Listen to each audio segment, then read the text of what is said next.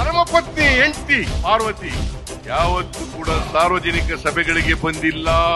ನಾನು ಮಂತ್ರಿ ಆಗಲಿ ಮುಖ್ಯಮಂತ್ರಿ ಆಗಲಿ ಪ್ರಮಾಣ ವಚನ ಸ್ವೀಕಾರ ಮಾಡತಕ್ಕಂಥ ಸಮಾರಂಭಕ್ಕೂ ಬಂದಿಲ್ಲ. ಬಹುಶಃ ಇಲ್ಲಿ ಕೂತಿರ್ತಕ್ಕಂಥ ಅನೇಕ ಜನರು ನನ್ನ ಹೆಂಡತಿ ಮುಖರೂ ಕೂಡ ನೋಡಿಲ್ಲ. ತಪ್ಪು ಮಾಡ್ಲಿಕ್ಕೆ ಸಾಧ್ಯನಾ? ನಾನು ತಪ್ಪು ಮಾಡ್ಲಿಕ್ಕೆ ಸಾಧ್ಯನಾ? ಈ ರಾಜ್ಯದ ಜನರಿಗೆ ದ್ರೋಹ ಮಾಡ್ಲಿಕ್ಕೆ ಸಾಧ್ಯನಾ?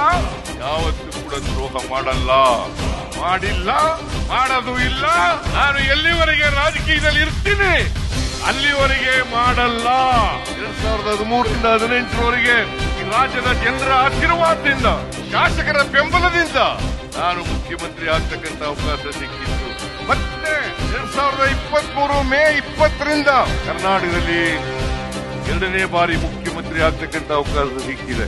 ಈ 40 ವರ್ಷಗಳ ಸುದೀರ್ಘ ರಾಜಕಾರಣದಲ್ಲಿ ನನ್ನ ಮೇಲೆ ಯಾವುದೇ ಕಪ್ಪು ಚುಕ್ಕಿ ಇಲ್ಲ. ನನ್ನ ರಾಜಕೀಯ ಜೀವನ ಜನದ ಪುಸ್ತಕ.